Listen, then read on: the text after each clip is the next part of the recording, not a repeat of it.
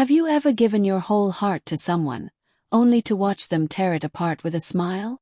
Hi, my dear friend. I'm truly glad you're here with me today. If this is your first time visiting, don't forget to hit that subscribe button and share this video with someone who needs to hear it. Drop a comment letting me know where you're watching from. I love hearing your stories too. Now let's dive into this one. My name is Lucas. And this is the story of how the woman I once called my wife tried to destroy me, only to find out she never had the power she thought she did. I met Vanessa at a backyard birthday party. I almost didn't go.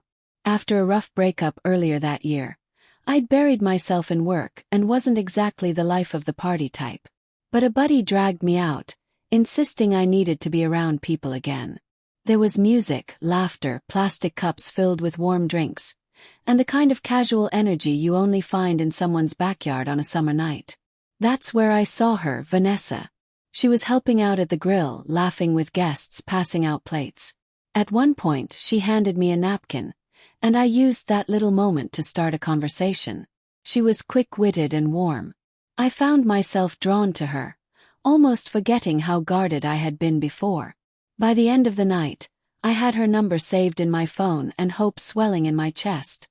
Our texts picked up instantly the next day, easy and exciting. We went on our first date later that week. A cozy Italian place I always liked. We talked for hours like old friends. Week after week we made time for each other. There were no games, no confusion.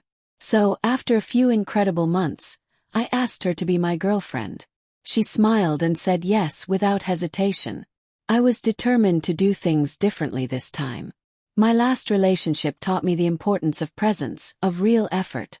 Not just flowers and dates, but being emotionally available.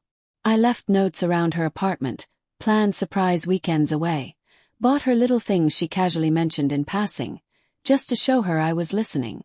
And Vanessa reciprocated. She started cooking at my place, spending more time with me, making it feel like a shared life was forming.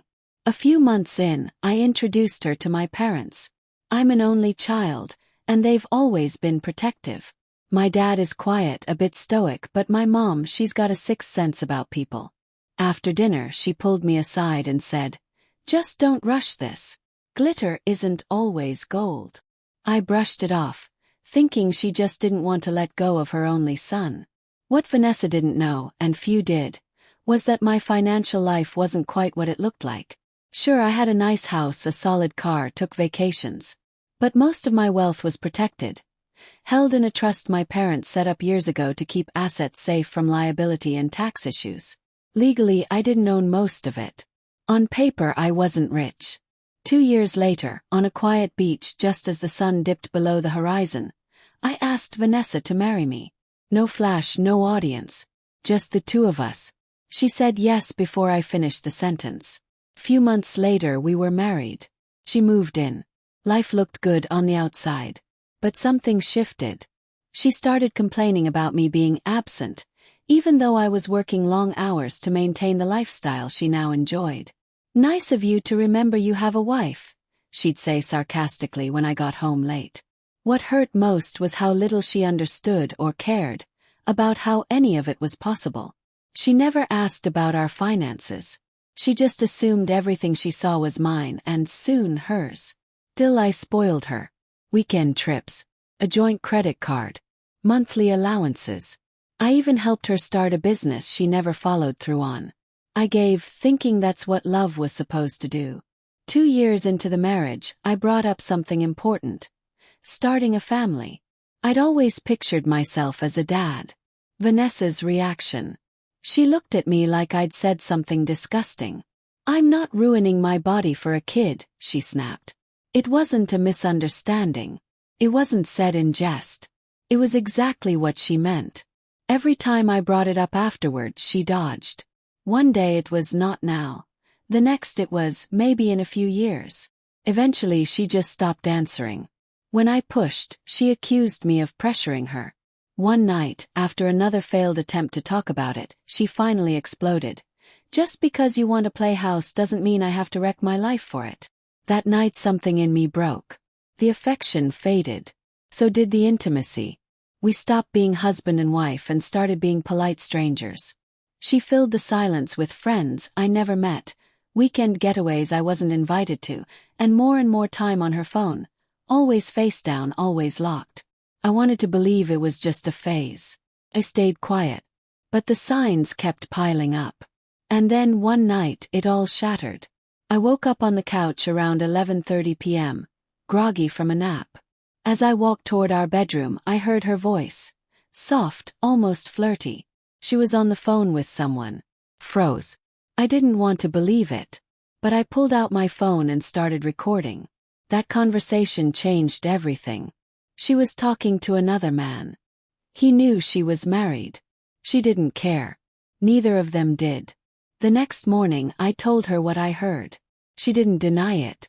She just tried to twist it, accused me of spying, of invading her privacy. "You're pathetic," she said. "Good luck finding someone else who'll put up with you. I'm taking half." But Vanessa didn't know who she married.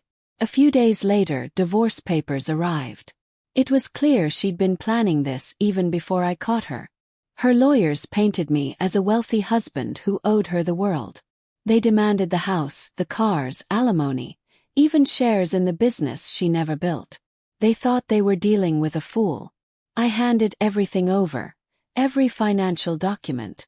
And when it came time for disclosure, the truth came out. There were no assets in my name.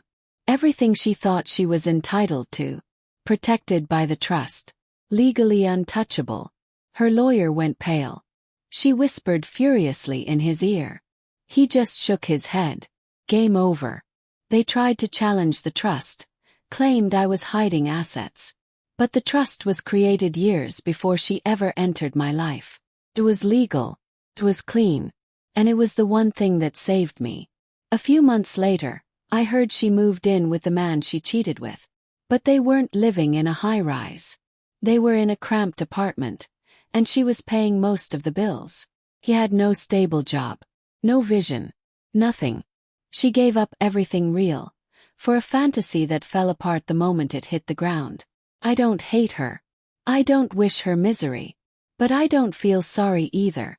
I'm rebuilding now, stronger, wiser, protected. Thanks to the structure my parents put in place, I lost a wife but kept my peace. This chapter didn't end the way I once imagined, but maybe it ended the way it had to. If this story moved you, please like, comment, and share.